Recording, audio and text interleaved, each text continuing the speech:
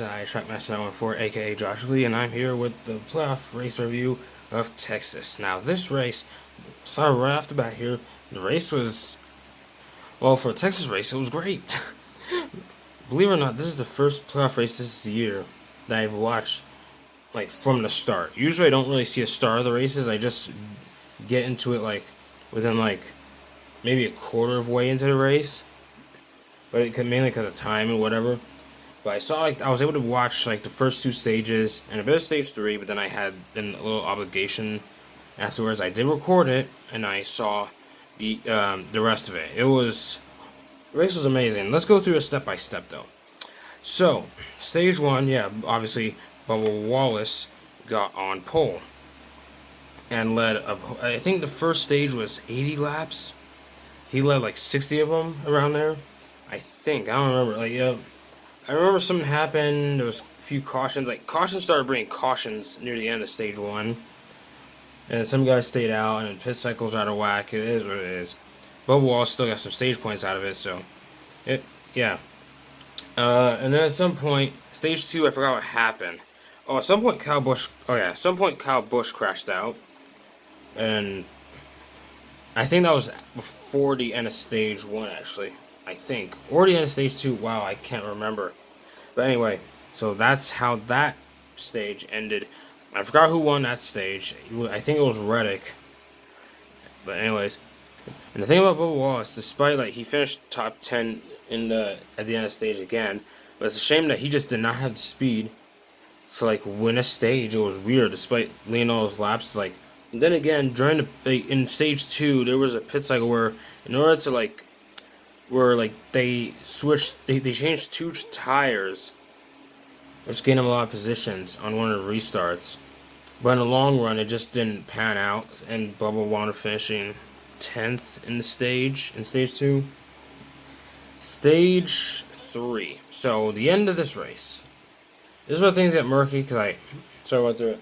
But yeah, that stuff between Bubba and Larson was crazy. Especially on the restart, where Larson just lost it on the inside of Bubba. I'm surprised he didn't take out Bubba as well. Like, I thought it was over for both of them. But Larson hit that wall, and I hope Larson's okay. But with this next gen car, who knows? Like, he might have a concussion. I'm not trying to think the worst, but, like, knowing what happened last year, it's like that was like my biggest fear. All the tire failures and the injuries, and at first I was right to be concerned, or at least I thought I was right to be concerned because of the tire failures going on. But then again, it wasn't tire blowouts. It was more of just crews not putting the tires on properly, which is weird. It's why I still don't really like the whole single lug nut thing. My sister doesn't like it either because I explained it to her. She didn't understand. She didn't really. She realized it was we agree. It's kind of ridiculous. It's been causing a lot of problems. Heck, it's more cautions for loose wheels, so it is what it is. But hey, that means, more action at Texas, so it benefited here in some way. Oh, Kyle Busch is in trouble. Starting around 12, which, if you see my little playoff bracket here, I had Kyle Busch making it past. I don't think I had him passing with ease, but I had him making it past to round of 8. That might not happen. So far, my prediction of Bubba Wallace being out in the second round, I mean, he's below 2 right now, so it's still, that. But as it stands now, looks like he might prove me wrong. And here's the thing, it's not even about Bubba Wallace. It was more of like, you know what, we'll get into that later.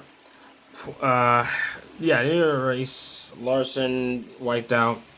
A few other cautions happened. I think there was one, apparently Bubba... Yeah, like, Bubba kept restarting the outside, which even I questioned it, but then again, looking back at it a couple times, it worked for him. He got the run he needed. This is a final restart didn't work out, which by the way, we'll bring up, Blaney, I almost ignored that big crash in Tri-Oval because I thought it wasn't wrong but then I remember that Blaney is a playoff driver and he was involved there. Man, that cost him. And honestly, I had Blaney out in round 12 as well. It is what it is.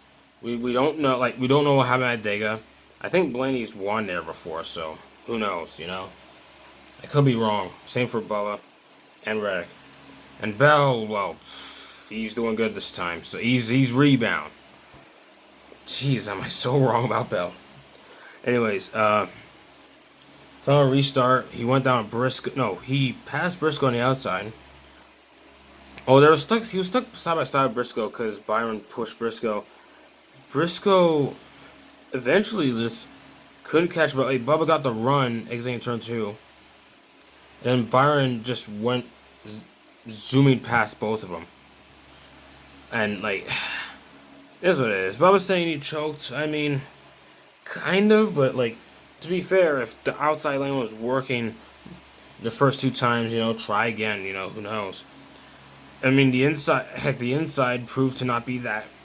I mean, Briscoe did not get anything going. Like, Briscoe just did not get going on that final restart. The only reason he, like, stuck with Bubble the way he did was because Byron was right behind him. And speaking of Byron, yeah, Byron with that win. I don't know why, but it feels like this is his second win in the playoffs this year. Apparently, this is his first win in the playoffs, which, man, it threw me off. So, yeah, okay, because it's starting to come back to me now. It was Larson, Reddick, and Hamlin in round 1. So I was saying Larson. So, yeah, William Byron winning at Texas. I never would guess, but then again, I don't even know who would have won Texas. Texas is just too unpredictable to really get a good idea on who would be good there. So, yeah, Bubba from pole. I did not expect Bubba to get pole. I wasn't really sure what to expect from Bubba. That's kind of why I had him out in the first round, because that team, because Bubba and that team as a whole, that's why I had Reddick out in this round too. But, like, I don't know. I feel like the team just is just not there yet for, like, a deep playoff run, and that's why I put him.